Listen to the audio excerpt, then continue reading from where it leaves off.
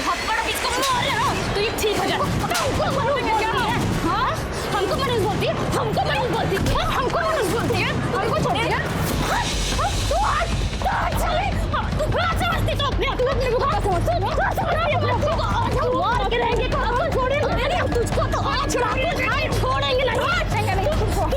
तुम क्या समझती? तुमको हम जिंदा छोड़ रहे? अरे काट के रख हाँ तुझे खत्म करके ही रहेंगे। बहुत तमाशा देख लिए काकुल तुम्हारा भी हम देख लिए। अरे तुझको तो हम मार देंगे काकुल। बंदरिया की शक्ल हम नहीं करेंगे। अरे शांत हो जाओ, ऐसा ही एक दूसरा जोड़ी मंगवा देंगे आप लोग, बस शांत हो जाइए। अरे मिश्रा जी क्या बात कर रहे हैं हम? इस चिल्लर का हम सेम टू सेम सूट पहनेंगे। करेंगा के यादव और सिंह परिवार के बीच ये दुश्मनी, ये नफरत आज की नहीं थी, पीढ़ियों से चली आ रही थी। आज तो चंपा और काकुल बस इसे जिंदा रखे हुए हैं। दोनों ही दबंग और गुस्सैल थी, इसीलिए उनके झगड़े का कोई पहला किस्सा नहीं था। इससे पहले और इसके बाद भी कई झगड़े हुए और अब ये दुश्मनी और भी गंदगी पर उतरने वाली थी।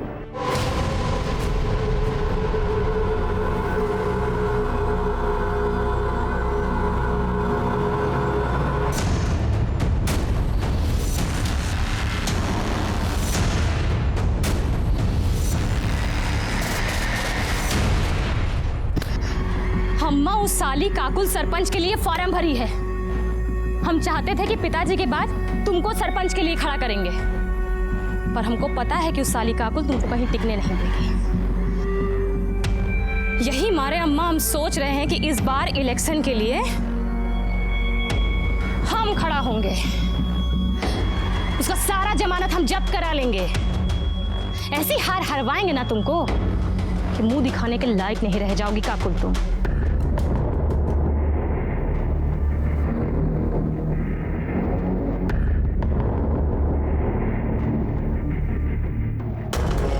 अबे ई का हुआ?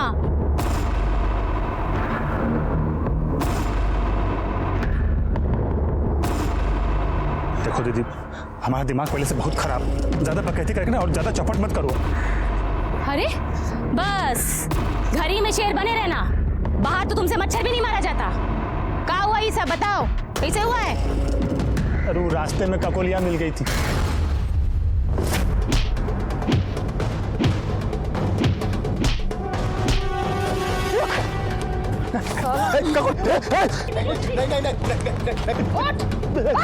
चल जाएगी। नहीं। अब ये अगर खोपड़िया में उतार दे तुम्हारा। अरे रे रे रे रे रे रे रे रे रे ये तो कांप रहा है। एक और मार इसको, हमारी तरफ से नामर्द कहीं का। तू काकुलिया तुमको डांटी और तुम पैजामा में मुंह दिए। अबे सिंह परिवार का मर्द हो। अरे हम क्या करते दीदी, उसके हाथ में तमंचा था। उसके हाथ में तमंचा था तो ई लो तमंचा, और जहां कहीं भी उनका कोलिया दिखे ना कनपट्टी पे लगा देना गोली। बहुत सही किया बिटिया, बहुत सही किया। हमको नाज है तुम्हारी दबंगई पे। अरे बेटा नहीं हुआ तो क्या हुआ, हमेशा की तरह सरपंच का इलेक्शन यादव परिवार से ही जीतेगा और वो तुम होगी। अरे बाबूजी आपका आशीर्वाद रहा ना तो इस बार पक्का बनेंगे। हमारा आशीर्वाद तो हमेशा ही रहेगा, पर इलेक्शन में खड़ा होने के लिए कोई नॉमिनेशन फॉर्म भी तो भरना पड़ेगा ना। वही भर के तो वापस आ रहे थे कि देखिए रवि इसको छेड़ रहा है, देखिए ना पॉइंट वे में मुतवा दिए उसको, देखिए। दीदी हमको अभी भी लगता है कि आपको रवि को इतना बेइज्जत नहीं करना चाहिए था। अरे थोड़ा सा वार्निंग देके छोड़ देती, सब वहीं खत्म हो जाता। अब पता नहीं वो चंपा बदला लेने के लिए क्या क्या करेगी। तुम पगला गई हो का? वो चंपा कुछ करेगी और हम यहाँ घर में मुंह पे टेप साट के बैठे रहेंगे। दीदी हम ये नहीं जाके चुपचाप पढ़ो। अरे गीता इतना काहे डरती हो, हमने बहन को देख, इससे कुछ सीख। तेरा यही हाल रहा ना तो चंपा सिंह और उसके परिवार का सामना अकेली काकुल को ही करना पड़ेगा। रवि तमंचा चलाने के लिए ट्रेनिंग की नहीं जिगर का जरूरत है। दुश्मन सामने हो ना लगा दो कनपट्टी पे, बाकी जो होगा देखा जाएगा ना। और रही बात उस काकुल की, उसको तो हम नहीं छोड़ेंगे, जिंदा गाड़ के रख देंगे तुमको काकुल हम।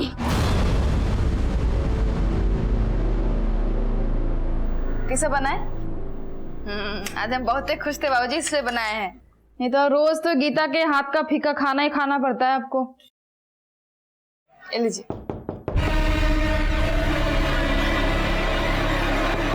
अब इतनी रात को कौन आ गया? ए डरपोक, दरवाजा इधर है, जाके खोल। नहीं दीदी, हम नहीं खोलेंगे। हमको पक्का पता है चंपा है, अपने भाई का बदला लेने आई है। हम नहीं खोलेंगे। हम यहाँ बैठे हुए हैं ना, जाके खोल। बाबूजी बोलो ना आप दीदी को, हम नहीं। जा, ये लीजिए। कौन है? कौन? कौन?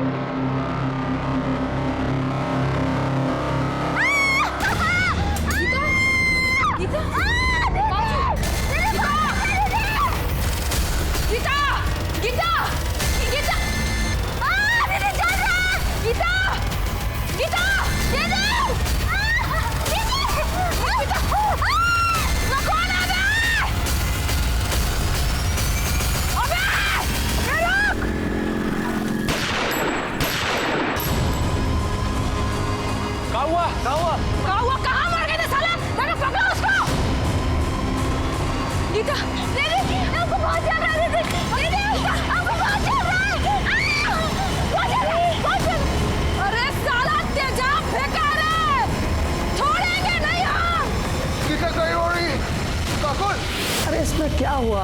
अगर तुमने 10 फॉर्म भरे और उनमें से किसी में कुछ नहीं हुआ है, ठीक है, टेंशन मत लो। गीता पढ़ा करो, उसमें साफ लिखा है कि कर्म करो, फल की चिंता बिल्कुल मत करो। हमारी बात सुनिए। आप अंदर ऐसे नहीं जा सकते, हमारी बात नहीं करते हैं। शांत। क्या हुआ? क्या कंप्लेन है आपकी? हमारी बहन गीता पर एसिड फेंका गया है। उसका पूरा चेहरा ना एकदम जल के लाल हो गया है। हमको पता है चंपा करवाई है। अगर आप कुछ करते हैं ना तो ठीक है, नहीं तो उसको तो हम जान से मार ही देंगे। देखिए, शांत रहिए और तमीज में भी। ये पुलिस स्टेशन है, तुम्हारा मोहल्ला नहीं है। आप ना हमको जानते नहीं है, इसलिए अपना जो ज्ञान दे रहे हैं ना, देना बंद कीजिए। अरे चुप रहिए। विजय, आप शांत हो जाइए, बैठिए और पानी पीजिए। हमको कोई पानी वानी नहीं पीना है। लीजिए, हम बैठ गए, बोलिए। तो तुमने कहा है कि चंपा ने तुम्हारी बहन पर एसिड अटैक करवाया है। उसकी क्या दुश्मनी है तुम्हारी बहन से या तुमसे? साहब, ये यादव और सिंह परिवार की पीढ़ियों से चलती आ रही दुश्मनी है। शुरू से ही गांव के सरपंच या तो ई काकुआ के परिवार से बनते हैं और या फिर वो चंपा के परिवार से। बस इसी बात को लेकर झगड़ा रहता है। काकी, ये भी तो बताओ ना, सिंह परिवार का एक भी सरपंच आज तक गांव वालों के लिए कुछ नहीं किया। सारा पैसा अपना पॉकेट में रख के निकल लिया। अच्छा, तो सिंहासन का झगड़ा है।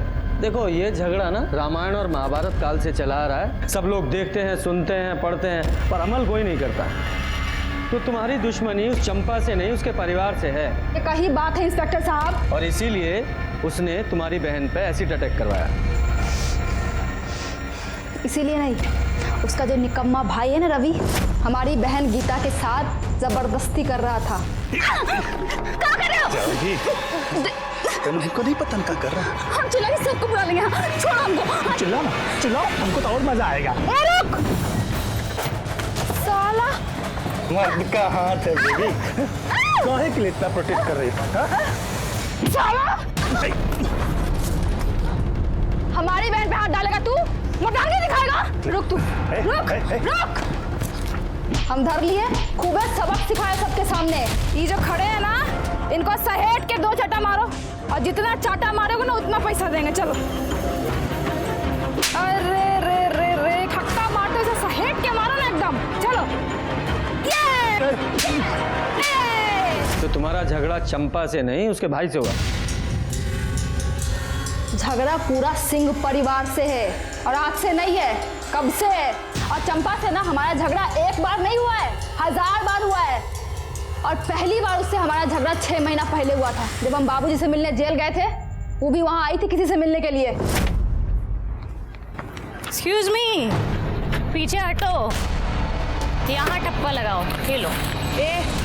बाबूजी का ब्याह हुआ है का? हाँ, चुपचाप से ना पीछे जाने तो देख कंटाप के पीछे खींच के दो। अबे तुम तो खालती बोलती रहती हो, हम तुमको देंगे। ये लो,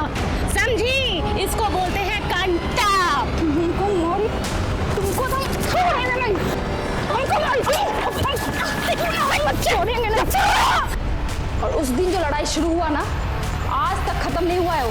और कितनी बार तो जबरदस्ती झूठ मूठ कर लड़ी हो हमसे। हम कोई कम थोड़ी है, ईंट का जवाब ना पत्थर से दिया उसको। जो कुछ भी किया ना आज तक एकदम सीना ठोक के सामने से किए, उसकी तरह नहीं रात के अंधेरे में ऐसी ठगवाई। गीता कहाँ है? बेटा बहुत बुरा हुआ तुम्हारे साथ। अच्छा एक बात बताओ, जिसने तुम पर एसिड फेंका तुमने देखा था उसे? तू रोना शुरू मत कर। हाँ सब सच बता। वो जब हम दरवाजा खोलने गए तो बाहर कोई नहीं था, ये देखने के लिए कि बाहर कौन है। जब हम बाहर गए तो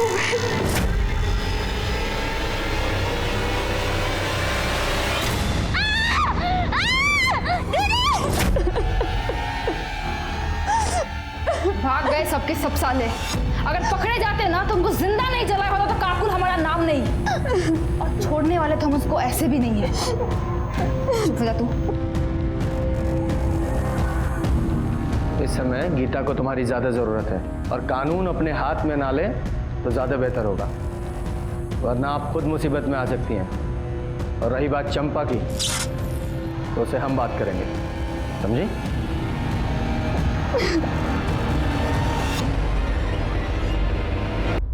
सर अभी चंपा के घर चलना है क्या? विजय अभी तो लेट हो गया है।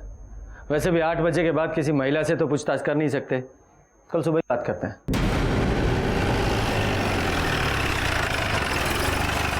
सर गीता की फॉरेंसिक रिपोर्ट। सर रिपोर्ट के मुताबिक गीता पर एसिड फेंका गया था।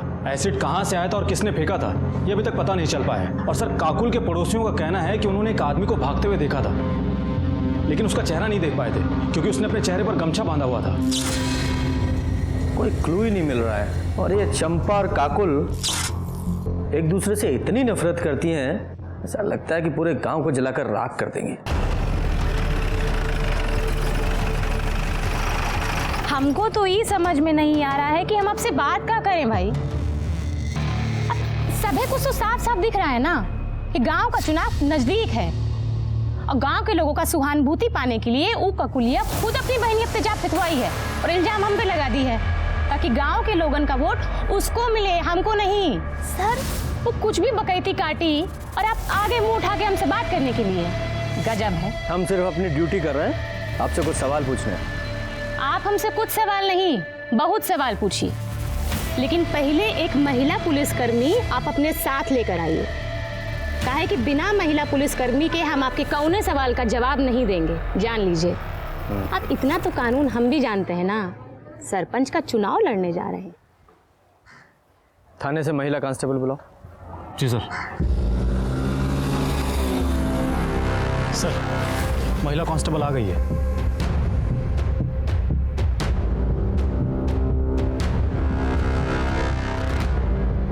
हाँ तो चंपा जी। 1 मिनट सर। रवि जरा हमारी पूछताछ का वीडियो बनाओ ना। अब इनका कौनो भरोसा, हमरे बयान को कुछ तोड़ मरोड़ करके पेश कर देंगे, हमरी तो लंका लग जाएगी, है ना? आओ। हाँ दीदी रुको, ये पकड़ो अम्मा। तो हो गई तैयारी? जी दरोगा जी। सवाल पूछे? हाँ हाँ पूछिए पूछिए।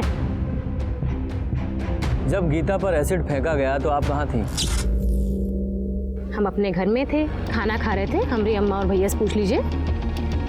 गीता पर एसिड किसने फेंका? हमको कैसे पता होगा किसने, काहे, क्यों एसिड फेंका?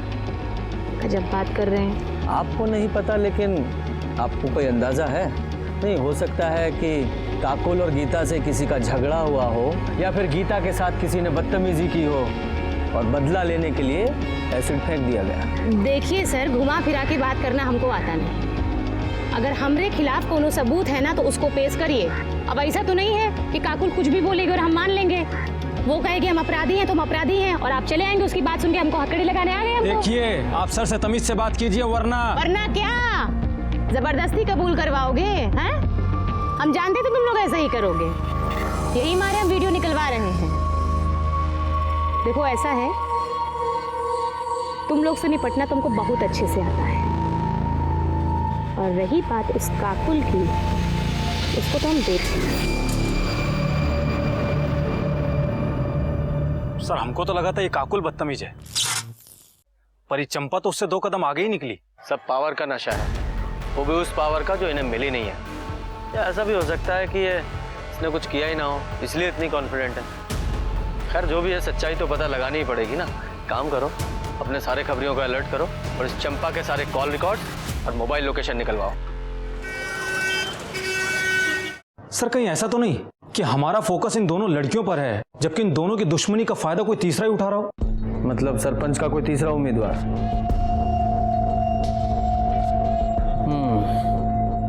पॉसिबल तो है।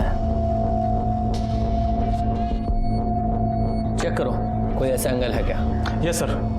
और सर चंपा के बारे में एक इन्फॉर्मेशन मिली है। सर 6 महीने पहले चंपा ने एक रिपोर्ट लिखवाई थी कि उसके साथ में रेप हुआ है। रेप एक्यूज्ड का नाम संजय झा है और सर संजय झा भी जेल के अंदर है और उसका ट्रायल शुरू होने वाला है। और सर ये संजय झा कोई और नहीं बल्कि काकुल का बॉयफ्रेंड है।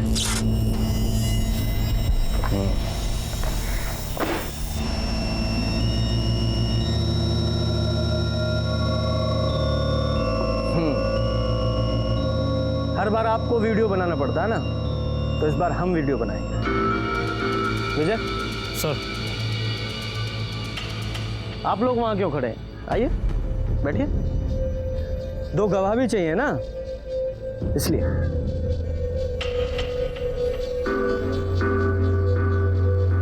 अरे हाँ, आपको कुछ और भी चाहिए होता है ना, लेडी कांस्टेबल।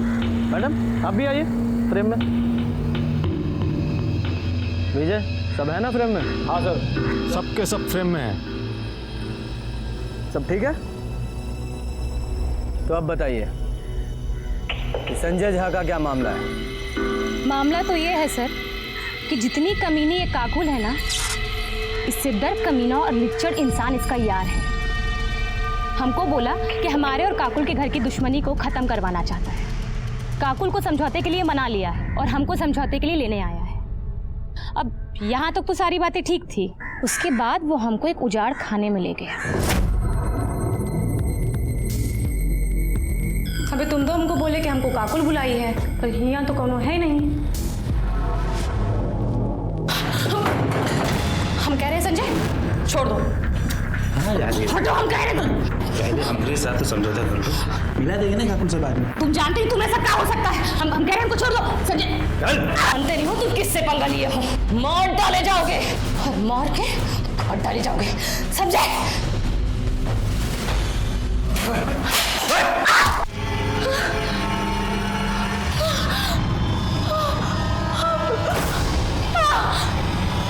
वहाँ ले जाकर उसने हमारे संग जोर जबरदस्ती की और हमको छोड़कर भाग गया। उसको ये लगा कि उसने हमारी ज़िंदगी बर्बाद कर दी। हम घर जाके रोएंगे, टूट जाएंगे और पुलिस के पास जाने के लिए तो हम सोचेंगे भी नहीं, पर ऐसा कुछ नहीं हुआ। हमने पुलिस के पास जाने का तय किया और आपको मालूम है जिस दिन हम रिपोर्ट लिखवाने जा रहे थे ना, उस दिन हमको धमकी भी आई थी, पर हम डरे वरे नहीं, सीधा वो अंदर। दोषी साबित हुआ है वो। अगले महीने उसकी पेशी। ये संजय कौन सी जेल में? पटना। जी। अरे साहब आप जानते नहीं हो चंपा को, बहुत ही घात चीज है वो। झूठा आरोप लगा के हमको अंदर करवाई है साहब। मतलब तुम वहाँ चंपा को काकुल से मिलाने नहीं लेके गए थे? वहाँ क्या साहब, हम उसको कभी कहीं नहीं लेके गए। उस घर में भी उसी ने हमको बुलाया था कि वो काकुल के साथ समझौता करना चाहती है, पर उसकी एक शर्त थी। वो शर्त बताने के लिए हमको वहाँ बुलाई थी साहब, कि हम काकुल को मना सके। लेकिन साहब जब हम वहाँ पहुँचे तो हमने देखा चंपा।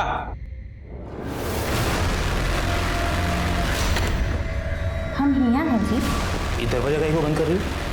एकदम बुड़बक हो तुम। अब ये सब काम तू दरवाजा खोल के करता है का? क्या बकरी हो? अब तुम जबरदस्ती करोगे और वो भी दरवाजा बंद करके। अरे चलिए ना, चलिए। अब काकुल को पता चलेगा कि तुम हमारे साथ रेप किए हो, तब वो चलेगी, टूटेगी, मर जाएगी वो। और यही हम चाहते हैं, समझे? ये ठीक नहीं कर रही हो चंपा तुम।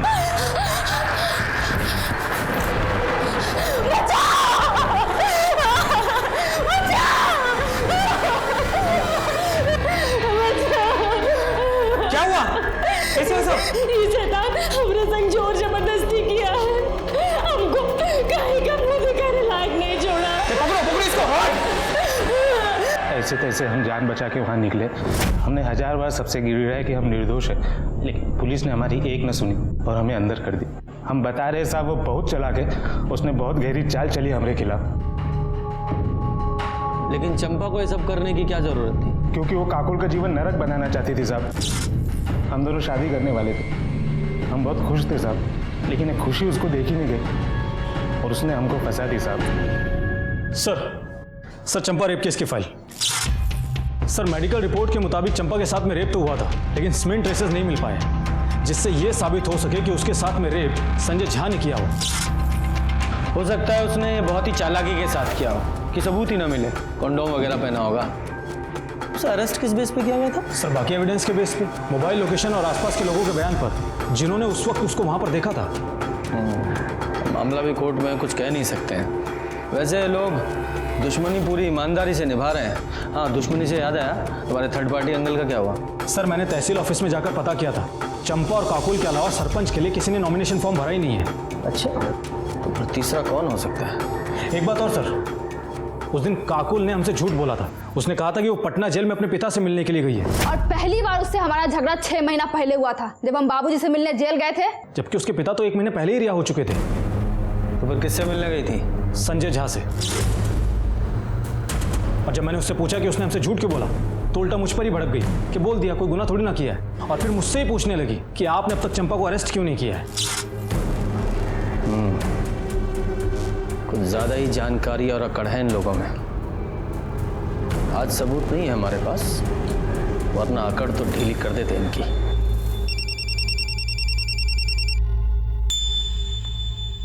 हेलो, बहुत बढ़िया, लेकर आओ उसको। सर लगता है सबूत मिल गया हमको। चलो साहब आ गए, चल। सर ये मनोज महतो है। हमारे खबरी ने इसको शराब के ठेके पे बोलते हुए सुना था कि एसिड अटैक से बदला लेना बहुत आसान होता है, जिंदगी भर तक याद रखता है। हमारे खबरी ने हमको इन्फॉर्म किया और हमारी टीम इसको वहां से उठाकर ले आई। किससे बदला लेना था? साहब हमने किसी से बदला नहीं लिया और न ही हमको लेना है। तो फिर वो ठेके पर वो एसिड अटैक का क्या राग अलाप रहा था तू? साहब वो तो ऐसे ही 3-4 लोग बैठे थे, तो उनके बीच में कॉलर टाइट करने के लिए ऐसे बोल दिए साहब। अस्सी ने कुछ किए नहीं है। गीता पे एसिड अटैक क्यों किया था? कौन गीता साहब? इसका नशा ऐसे नहीं उतरेगा, अपने तरीके से को बुलवाओ। सब याद आ गया साहब, याद आ गया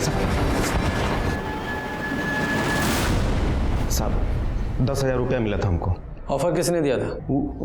चंपा सिंह ने साहब। तो ये चंपा ने गीता पे अटैक क्यों करवाया?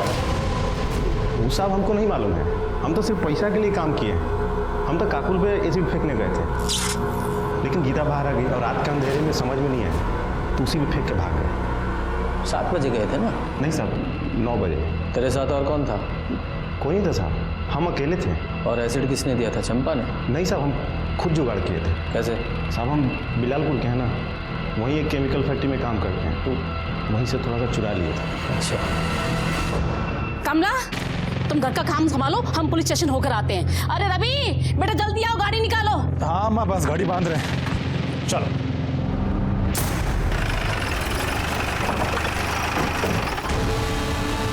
अच्छा हुआ आप लोग आ गए, हम अभी आपके पास ही आ रहे थे। इसलिए? चंपा कल से घर नहीं लौटी है। किसी का फोन आया था, बोल रही थी हम आते हैं और अभी तक नहीं आई है। किसका फोन आया था? पता नहीं किसका आया था, हमको तो बड़ी चिंता हो रही है। जाओ पूरे घर की तलाशी लो। अरे तलाशी सर, कुछ नहीं मिलेगा, हम कह रहे हैं, हमारा यकीन कीजिए ना। कैसे यकीन करें? क्या पता फोन का बहाना बना रहे हो आप लोग और वो घर में छुपा के रखा उसको। भेजा, चंपा को फोन लगाओ। सर अरे सर फोन स्विच ऑफ है, हम लोग कितना बार ट्राई किए, सुबह से ट्राई कर रहे हैं।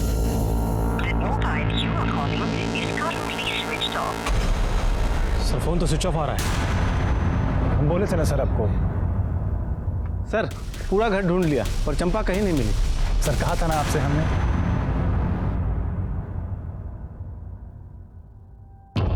आखिरी बार पूछ रहे हैं, बता दो कि चंपा कहाँ है, वरना उसके साथ साथ तुम दोनों भी अंदर जाओगे। सर हम तो तब बता पाएंगे ना जब हमको खुद पता होगा। साहब हम सच कह रहे हैं, चंपा घर पर नहीं है, वो कल से घर लौटी ही नहीं है। हमें लग रहा था कि चंपा को किसी तरह से पता चल गया है कि उसने जिसे एसिड अटैक की सुपारी दी है वो हमारी गिरफ्त में है और उसके खिलाफ हमारे पास सबूत है, इसलिए वो फरार हो गई। उसे पकड़ने के लिए हमने पूरे स्टेट में उसके फोटो सर्कुलेट करवाए, अर्जेंट बेसिस पे उसकी CDR रिपोर्ट निकलवाई, हर वो काम किया जिससे जल्द से जल्द हम उस तक पहुंच सकें। हम उस तक पहुंचे भी, लेकिन उस तरह नहीं जैसी कि हम कोशिश कर रहे थे।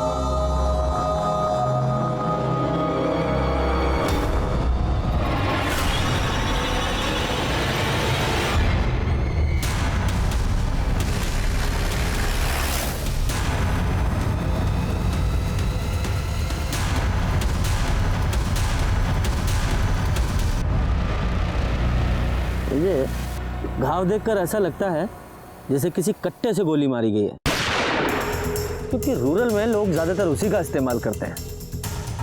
विजय, बॉडी को पोस्टमार्टम के लिए भेजो और आसपास के लोगों से पता करो कि किसी ने कुछ देखा है क्या। और हाँ, वो जो कट्टा सप्लायर है उसका भी पता करो कि उसने कट्टा किसको बेचा था। सर। दो परिवारों के बीच की लड़ाई एसिड अटैक से शुरू होकर अब मर्डर तक पहुंच गई थी। चंपा के सीने में गोली मारी गई थी, लेकिन उसकी मौत दम घुटने की वजह से हुई थी। इसका मतलब उसे जिंदा दफनाया गया था। चंपा का मोबाइल और उसका रिवॉल्वर दोनों ही हमें नहीं मिले। सर चंपा के call records. Sir, call records के मुताबिक चंपा का फोन शाम को 7 बजे स्विच ऑफ हो गया था। सर, स्विच ऑफ होने के आधे घंटे पहले चंपा को एक नंबर से फोन आया था, जिसके बारे में जमुना हमको बता रही थी। किसी का फोन आया था, बोल रही थी हम आते हैं, और अभी तक नहीं आई है। और सर, वो नंबर किसी और का नहीं बल्कि काकुल का है। सर, चंपा को आखिरी बार फोन काकुल के फोन से आया था। लेकिन ये काकुल चंपा को फोन क्यों करेगी? कहीं ऐसा तो नहीं इस काकुल का ही चंपा के मर्डर में कोई हाथ हो? उसने अपनी सबसे बड़ी दुश्मन को फोन किया, वो भी उसके मर्डर से आधे घंटे पहले। अरे काहे टेस्ट हुए बाहर रही हो? हम नहीं मारे उसको। अपनी बहन पे भरोसा नहीं तुमको? देखिए, पगला गई एकदम पगला। इसको लगता है कि चंपा को हम मारे हैं। सिर्फ ऐसे ही नहीं, हमें भी ऐसा ही लगता है।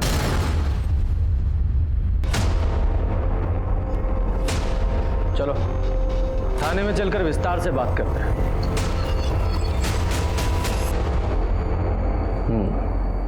चंपा के मर्डर से आधा घंटा पहले तुमने उसे कॉल किया था, उसके बाद वो अपने घर से निकली थी, उसके बाद वापस नहीं लौटी।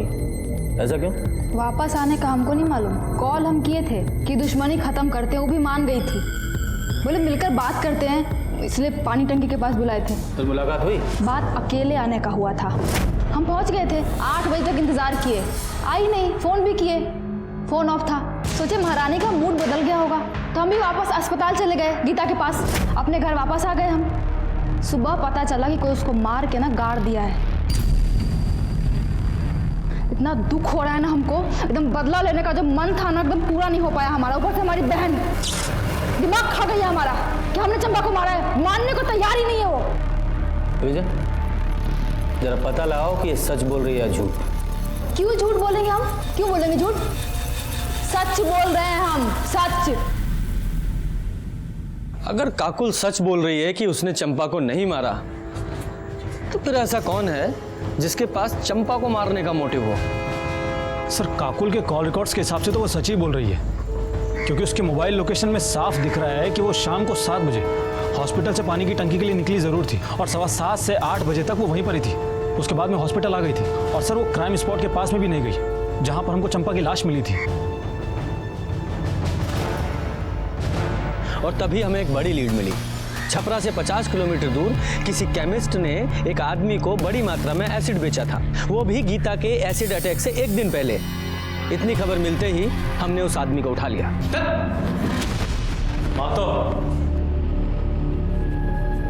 यही है ना वो जिसे तुमने एसिड बेचा था?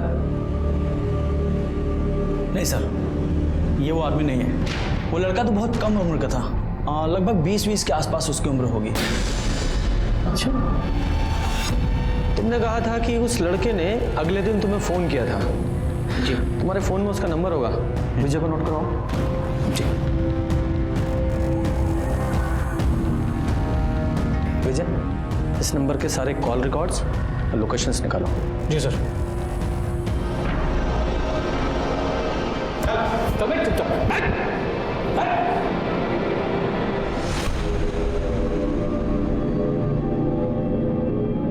सर केमिस्ट ने एसिड खरीदने वाले जिस लड़के का नंबर दिया था उसका फोन तो स्विच ऑफ आ रहा है। सर केमिस्ट ने जो नंबर दिया था उसका कॉल डिटेल्स और मोबाइल लोकेशन आने में तो अभी टाइम लगेगा, लेकिन ये पता चल गया है कि वो नंबर ललन यादव नाम के कुख्यात अपराधी का है और सर उसका एड्रेस भी पता चल गया सर। मिल जाए। जब तक CDR रिपोर्ट नहीं आती ना तब तक इस लल्लन यादव के घर पे जाके चेक करो मिलता है कि नहीं। ललन घर पे नहीं है साहब, हम उनकी पत्नी है। हमको बताइए ना क्या बात है। अच्छा लल्लन घर से कब गया था? 10-12 दिन हो गए।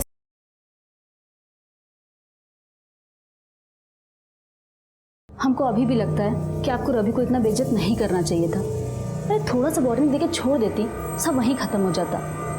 अब पता नहीं वो चंपा बदला लेने के लिए क्या क्या करेगी। काकी ये भी तो बताओ ना, सिंह परिवार का एक भी सरपंच आज तक गांव वालों के लिए कुछ नहीं किया, सारा पैसा अपना पॉकेट में रख के निकल लिया। सभी कुछ तो साफ साफ दिख रहा है ना कि गांव का चुनाव नजदीक है और गांव के लोगों का सहानुभूति पाने के लिए ऊ ककुलिया खुद अपनी बहनियत पे जा फितवाई है। अरे साहब आप जानते नहीं हो चंपा को, बहुत ही घात चीज है वो, झूठा आरोप लगा के हमको अंदर करवाई है साहब। मतलब तुम वहाँ चंपा को काकुल से मिलाने नहीं लेके गए थे? आखिरी बार पूछ रहे हैं, बता दो कि चंपा कहाँ है, वरना उसके साथ साथ तुम दोनों भी अंदर जाओगे।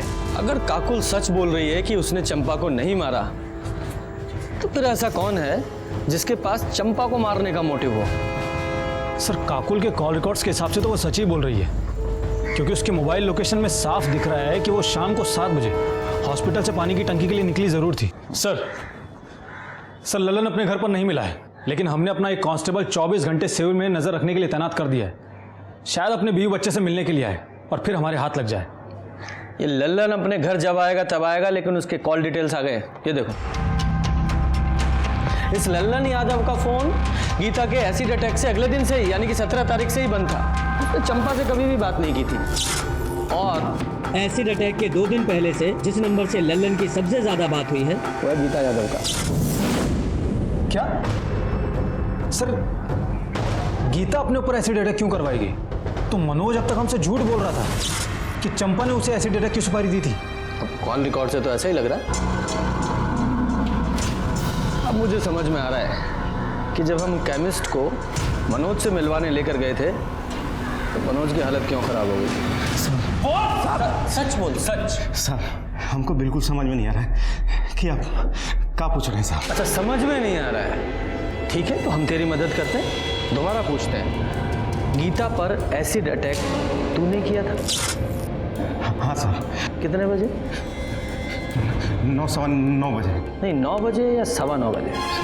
9:15 बजे साहब। सर ये झूठ बोल रहा है, इसने अपनी स्टेटमेंट में 9 बजे का टाइम लिखवाया है। ठीक है इतना चला लेते हैं, 15 मिनट चलता है ना? तो वो एसिड तू कहाँ से लेकर आया था? बताया तो था आपको कि जिस कंपनी में काम करता था वहीं से लेकर आया था साहब। फैक्ट्री का नाम बोल। प्रीमियर केमिकल साहब। प्रीमियर केमिकल राजीव पासवान की फैक्ट्री है ना वो? मेरे को कैसे मालूम साहब, मजदूर आदमी हूँ साहब, मालिक हम लोगों से मिलता थोड़ी है साहब। फैक्ट्री मालिक से मैंने बात की और उसने हमसे कहा है कि उसकी फैक्ट्री में एसिड का कोई काम नहीं है। रख, अब सच बोल वरना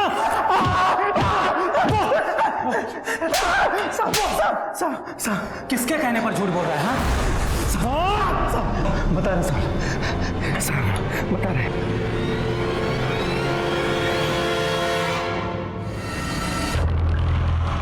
अब कैसी तबीयत है बेटा? पहले से ठीक है, अब दर्द भी कम है।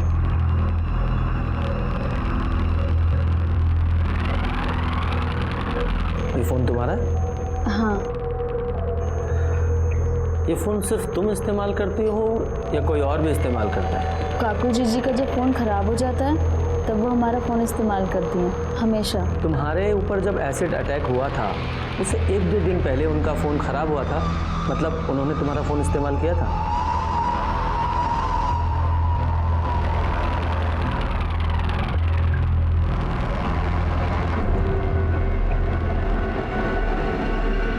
सुनो,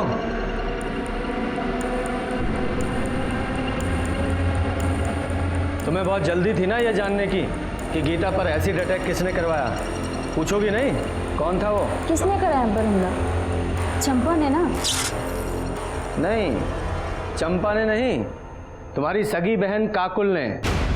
उसने तुम पर एसिड अटैक करवाया, मनोज महतो नाम के आदमी को सुपारी देकर। हम ही जानबूझकर पकड़वाए थे मनोज को, फंसाना चाहते थे चंपा को हम।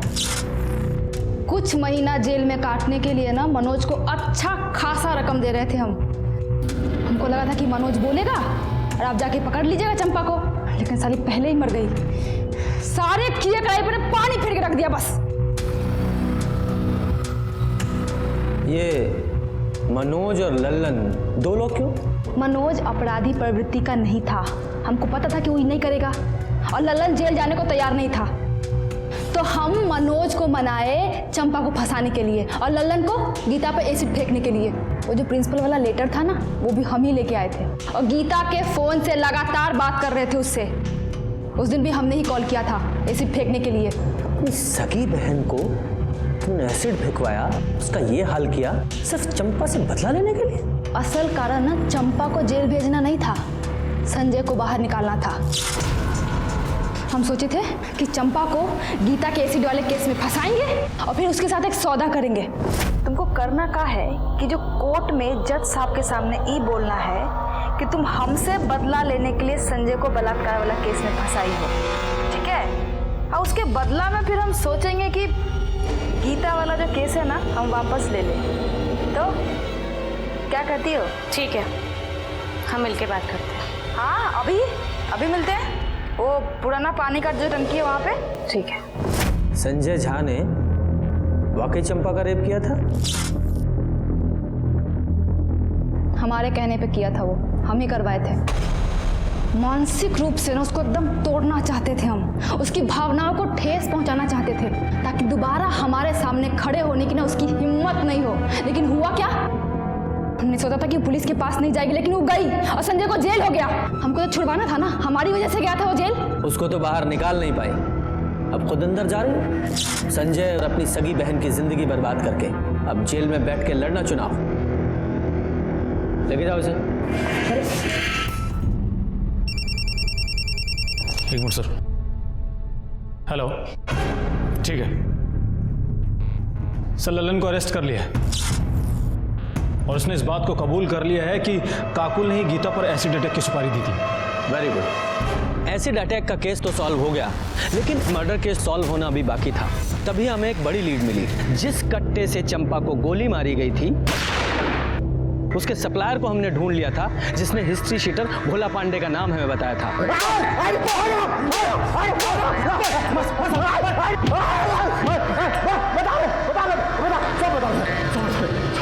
हमको चंपा को मारने का सुपारी हमको मिला था।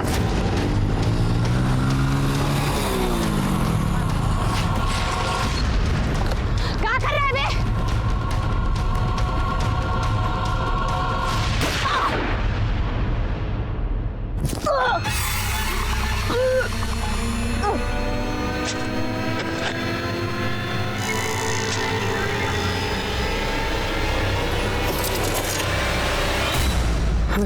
भाई, ये जिंदा है? अरे तो क्या हुआ, जिंदा दफना देते हैं इसको। ठीक है भाई, डाल मिट्टी।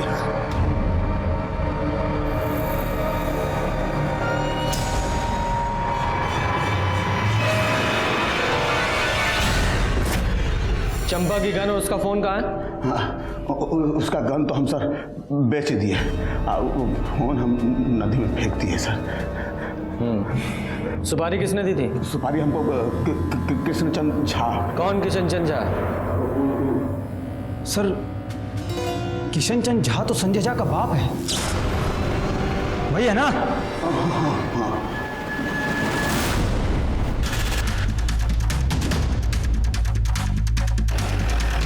रुक। अरे बैग वैग लेके कहाँ जा रहे हो? साहब बस लिफ्ट चाहिए? अरे तो पूछना क्या है, बैठिए हम छोड़ देते हैं। साहब, ये चंपा ना झूठ बोल के हमारे बेटे को फंसाई थी। ये शैतान हमरे संग जोर जबरदस्ती किया है। हम बहुत कोशिश की है, बहुत विनती की उससे, मगर केस वापस नहीं ली वो। 2 दिन बाद कोर्ट में पेशी होने वाली थी। साहब बताओ हम क्या करते? हम सोचे कि केस को जड़ से ही समाप्त कर देते हैं। ना चंपा रहेगी तो मुकदमा कैसे होगा, और कोर्ट को मजबूरी में हमारे बेटे को छोड़ना पड़ेगा। बस उसी दिन हम भोला को सुपारी दे दिए। साहब वो हमेशा अपने लोगों से घिरी रहती थी, तो मारने का मौका ही नहीं मिल रहा था। तो वो 21 तारीख को अकेले पानी की टंकी के पास जा रही थी, तो हम नहीं, तुम्हें कैसे पता चला कि वो पानी की टंकी के पास अकेली जा रही है? काकुल बोली थी साहब। काकुल और संजय का ब्याह जरूर ना हुआ हो, लेकिन हम उसको पतोहू मानते थे, और वो लोग अक्सर फोन करके आपस में मिला जुला करते थे। वही बोली थी कि चंपा से सुलह करने जा रही। काकुल ने उसे अकेले बुलाया है। हम समझ गए साहब कि इससे अच्छा मौका नहीं मिलेगा। हम भी खूब उकसाए उसको, बोले कि सुलह कर लेनी चाहिए। तो भोला को बोले तो भोला गया और अकेले में उसको घर दबोचा मार दिया। ये केस एसिड अटैक से शुरू होकर पहले रेप और फिर मर्डर तक गया।